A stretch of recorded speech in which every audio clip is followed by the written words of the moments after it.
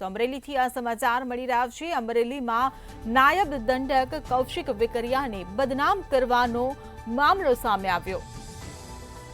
ત્યારે ગણતરીના કલાકોમાં પોલીસે સમગ્ર મામલાનો પર્દાફાશ કર્યો છે।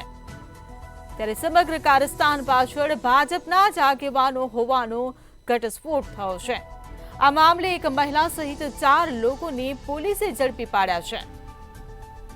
ત્યારે મુખ્ય આરોપી તરીકે તાલુકા યુવા ભાજપના પ્રમુખ મનીષ વઘાસિયા, તો અન્ય 3 પૈકી જશવંતગઢના ગામના સરપંચ અશોક માંગરોળિયા, તમામને ઝડપી પાડી પોલીસે કાયદેસરની કાર્યવાહી હાથ ધરી છે। તો અમરેલી જિલ્લા પોલીસ વડા સંજય ખરાતે આ માહિતી આપી છે। ત્યારે અમરેલી ભાજપમાં ચાલતી આંતરિક લડાઈ જાહેરમાં આવી હોવાનું સામે આવ્યું।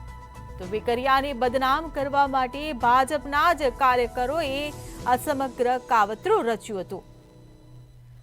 તો અમરેલીથી આ સમાચાર મળી રહ્યા છે। નાયબ દંડક કૌશિક વેકરિયાને બદનામ કરવાનો જે મામલો સામે આવ્યો, ત્યારે ગણતરીના કલાકોમાં પોલીસે આ સમગ્ર મામલાનો પર્દાફાશ કર્યો છે। ગઈ તારીખથી ઇલેક્ટ્રોનિક મીડિયા અને સોશિયલ મીડિયામાં એક અમરેલી જિલ્લામાંથી અમુક એક પત્ર વાયરલ થયેલ છે, જેમાં અહીંયાના લોકલ જે ધારાસભ્ય છે, જે ગુજરાત વિધાનસભાના નાયબ દંડક પણ છે, એમના ઉપર અમુક આક્ષેપ કરવામાં આવેલ હતા। અને આ પત્ર જે વાયરલ થયેલ છે એ પત્રમાં અમરેલી તાલુકા પંચાયતના પ્રમુખ જે છે એના નામે એ પત્ર વાયરલ થયેલ હતો। તે બાબતે ગઈકાલે અમોને તાલુકા પંચાયત પ્રમુખશ્રીએ એક લેખિત અરજી આપેલ હતી અને તેના આધાર ઉપર અમે એક ગુનો પણ દાખલ થયેલ છે। તો સમગ્ર ઘટનામાં આ જે અરજદાર છે એના કહેવા મુજબ એની કોઈ પણ દિવસે એ પત્ર પોતે લખેલ નથી, અથવા એ પત્રમાં જે ઉલ્લેખ થયેલું છે એ તમામ બાબતથી અનભિજ્ઞ છે।